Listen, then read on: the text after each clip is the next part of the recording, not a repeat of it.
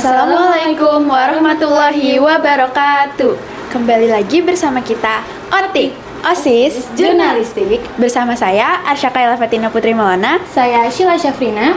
Di sini kami akan mewawancarai salah satu profesor dari Fakultas Kedokteran Universitas Indonesia dengan Ibu. Saya dengan Sylvia. Di sini kita akan sedikit menanya-nanya tentang stunting, sosialisasi stunting. Langsung ke pertanyaan yang pertama. Jika hanya ada 1 menit untuk menjelaskan stunting ke masyarakat, apa yang akan Ibu jelaskan? Ya, jadi stunting sendiri merupakan suatu kondisi gagal tumbuh pada balita kurang dari 5 tahun akibat kurang gizi yang kronis dan infeksi yang berulang. Jadi yang harus kita ketahui adalah apa sih ciri-ciri anak-anak yang stunting itu? Jadi biasanya mereka perawakannya itu tingginya pendek, jadi tubuhnya tidak tinggi, kemudian berat badannya rendah, kemudian secara kognitif itu tidak sebaik teman-temannya. Kognitif itu berarti dia mungkin di kelas dia kurang pintar ya, kemudian pertumbuhan tulang dan giginya juga terhambat. Kemudian yang paling penting adalah harus kita cegah kejadian ini untuk terjadi. Oke, untuk pertanyaan yang kedua, apa tindakan preventif dari mahasiswa dalam pencegahan stunting terhadap masyarakat? Ya, jadi mahasiswa itu paling perlu untuk memberikan edukasi tentang gizi serta parenting gizi. Jadi pilihan makanan apa saja yang gizinya cukup, karena sekarang sangat bervariatif makanan. Biasanya orang tua banyak yang tidak menyediakan lagi di rumah, menyerahkan kepada ART-nya. Ini yang penting untuk disiapkan. Kemudian untuk yang dijual, pilihan makanannya harus kita pilih yang bergizi juga dan tidak banyak bahan pengawet serta bahan lain yang membahayakan, serta dari parenting orang tuanya sendiri. Jadi bagaimana supaya anak itu mau makan, lalu untuk pilihan gizinya untuk tidak salah dalam jangka waktu yang lama, terutama di bawah 5 tahun tersebut. Lanjut ke pertanyaan yang ketiga, Ibu. Bagaimana rasanya ketika Ibu melihat perubahan yang sudah Ibu lakukan mengenai stunting? Ya, jadi kalau misalnya kita bisa mengubah kebiasaan masyarakat, terutama dalam hal ini orang tua, ketika mendidik anaknya cukup gizi makanannya, maka ketika ia nanti masuk sekolah dan menjalani masa remajanya, maka anak tersebut akan tumbuh dengan perawakan yang sesuai kita harapkan, tinggi dan berat badannya, dan serta kemampuan kognitif atau kepintaran yang cukup di kelasnya, serta kemampuan lainnya terutama di sistem-sistem pendukung, contohnya di sistem reproduksi pada anak perempuan untuk siklus reproduksinya, menstruasinya teratur, kemudian untuk yang anak laki-lakinya juga demikian, nantinya akan menjadi calon bapak, calon suami yang baik pula, sehingga calon orang tua ini pula kelak di kemudian hari yang akan menghasilkan generasi baru yang kita harapkan tidak stunting. Boleh aku tanya yang terakhir, bisa nggak Ibu sebutkan 1 kata untuk anak Indonesia dalam edukasi pencegahan stunting? Ya, ayo kita makan yang bergizi. Terima kasih, Bu. Sama-sama. Nah, sekarang kami lagi sama salah satu siswa SMA 1 Babakan Madang yang ikut sosialisasi stunting dan perkembangan gizi yang dibawakan oleh FKUI. Kita sapa dulu yuk. Halo Teh. Halo. Boleh perkenalan diri dulu Teh, dengan siapa dan dari kelas berapa? Perkenalkan, nama aku Nida Zihni Mumtaz, aku dari kelas 10-9. Kalian bisa panggil aku Nida. Halo Nida. Halo. Kemarin kan waktu sosialisasi FKUI juga mengadakan pengecekan ya Teh? Iya. Gimana sih hasil pengecekan Teteh gitu? Boleh diceritain gitu? Boleh. Hasil pengecekan aku itu sebenarnya cukup bagus untuk beratnya, untuk itunya, jumlah angkanya, karena cukup ideal, hampir mendekati ideal untuk tinggi dan berat badan. Tapi yang jadi masalah utama di pengecekan kemarin aku itu Hemoglobin aku cukup rendah, bukan cukup ya, sangat rendah. Oke, emang berapa sih teh hemoglobin yang ideal itu? Hemoglobin yang ideal itu sekitar 11 sampai 12 sebenarnya. Tapi hemoglobin aku kemarin itu hasilnya cuma 8,5. Terus gimana solusi dari profesor yang udah ngecek teteh? Aku dapat solusinya itu pertama tentunya harus minum vitamin sama tablet tambah darah. Tapi aku dikhususkan minumnya itu 1 kali sehari selama sebulan. Jadi nanti setelah sebulan bakal dicek lagi. Karena kan biasanya kita minum itu seminggu sekali ya. Nah, aku jadi harus 1 kali sehari. Terus sama aku juga disaranin untuk konsumsi makanan yang mengandung zat besi sama protein hewani. Tuh. Kan tadi sebelumnya jarang minum obat penambah darah. Iya. Emangnya kenapa teh jarang minum obat penambah darah itu? Selain karena aku lupa, aku tuh juga karena nggak sempet ya. Nah, selain itu juga aku gak suka sama rasa obat tablet tambah darahnya. Aku tuh sebenarnya pernah nemu yang aku suka tablet tambah darahnya, tapi udah waktu itu udah habis, jadi aku udah lupa nama mereknya apa. Akhirnya aku nggak pernah minum lagi karena aku lupa mereknya. Terus ternyata ada efek sampingnya nggak dari minum obat penambah darah itu? Selain karena jarang pusing, aku juga jadi lumayan seger mukanya karena biasanya aku pucat gitu.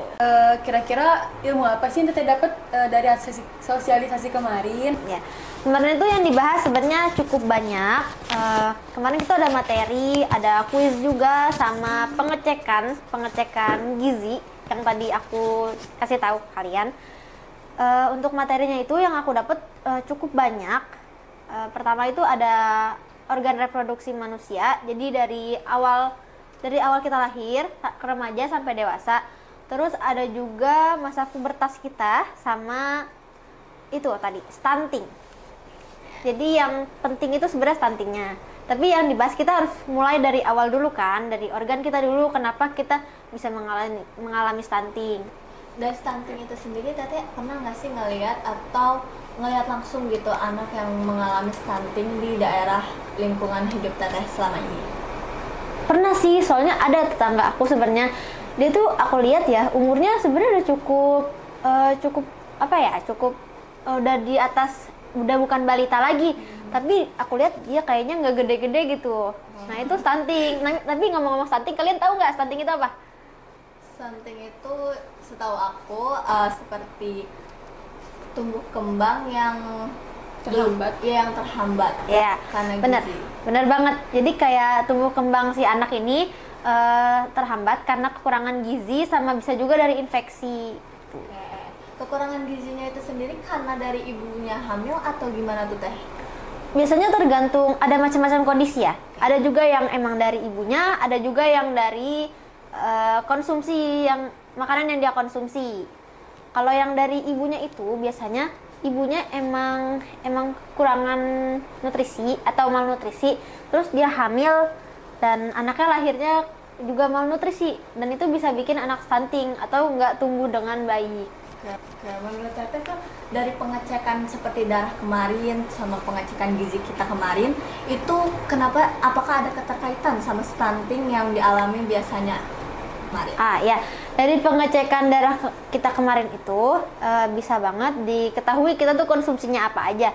Jadi kayak kalau misalnya aku kurang tahu hasilnya gimana, tapi dari pengecekan darah itu bisa ketahuan apa aja yang sering kita konsumsi. Kayak sama tadi aku tuh yang tadi kekurangan zat besi itu juga termasuk itu. Berarti teteh tuh karena teteh kekurangan zat besi, berarti teteh biasanya makanan apa yang biasa teteh makan? Sebenarnya aku paling sering makan daging karena aku sebenarnya yang saran itu hati juga ya, tapi aku nggak suka hati, jadi aku makannya daging. Aku makan daging sapi atau kambing. Biasanya kalau mahal aku biasanya makan ayam, daging ayam. Oh iya, benar banget. Nah, kalau sayuran itu apa aja sih teh yang biasanya bisa buat nambahin darah kita? Cukup banyak, salah satunya itu bayam. Tapi kalau makan sayur zat besi yang mengandung zat besi itu sebenarnya harus dibarengi oleh protein supaya ada yang pengantarnya gitu. Proteinnya, zat besinya diantar oleh protein untuk dicerna dalam tubuh. Kalau bayam itu sendiri teteh suka nggak sih? Aku suka banget sih, Iya. kebetulan. Biasanya aku tuh makan bayam tuh dibarengin sama makan ayam gitu, ayam rebus, jadi kayak sup enak. Mungkin emang katanya mungkin kurang suka sama obat penambah darah doang ya. Iya, emang rasanya tuh aneh gitu. Kadang Iya. bikin pusing kan, banyak efek sampingnya ya Iya, dari karena obat tambah darah. Iya, biasanya ada kebanyakan perempuan gak mau minum obat penambah darah katanya karena pusing sama Iya benar.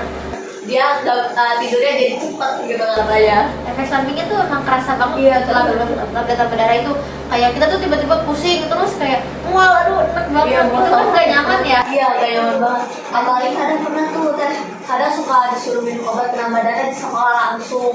Nah itu dia. itu efeknya kayak seharian gitu ya.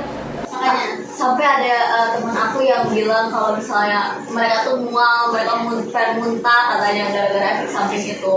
Ternyata nggak sedikit yang nggak suka sama obat penambah darah itu sendiri.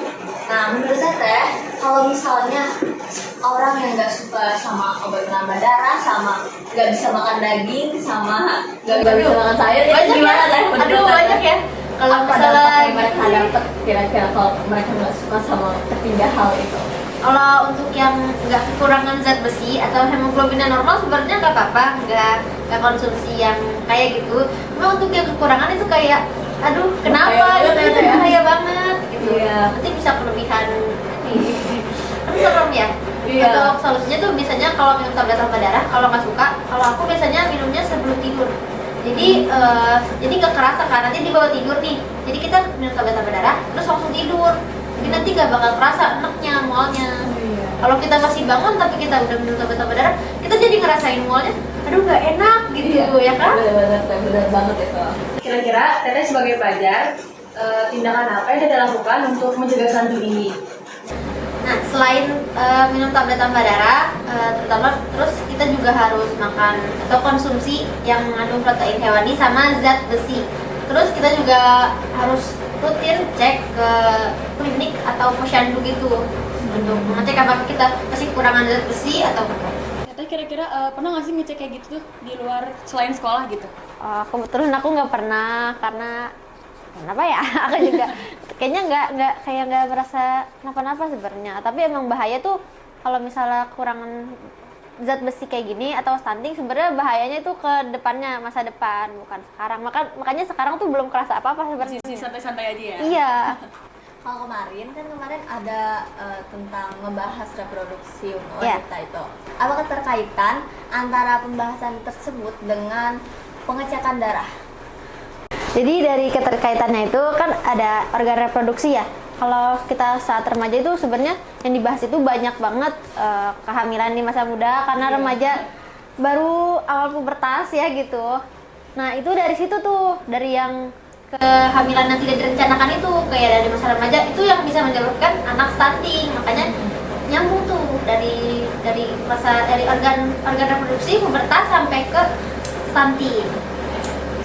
Terus dari stunting tersebut Teteh mendapat pelajaran apa yang bikin Teteh mikir, oh ternyata aku harus merubah besok, kalau aku harus minum apa, aku harus makan apa gitu. Untuk apa yang motivasi aku untuk mulai mau rajin lagi ya minum tablet tambah darah sama konsumsi yang mengandung banyak zat besi itu, salah satunya karena untuk jangka panjang nanti di masa depan. Karena kan kalau kita nggak tahu ya apa yang bakal terjadi ke depannya. Kalau misalnya kita terus-terusan kekurangan zat besi, bisa aja dampaknya bukan ke kita, tapi ke keturunan kita atau anak kita. Makanya harus banget kita tuh mencegah stunting. Dari hasil sosialisasi kemarin, apa sih yang Teteh rasain gitu? Dari hasil sosialisasi kemarin?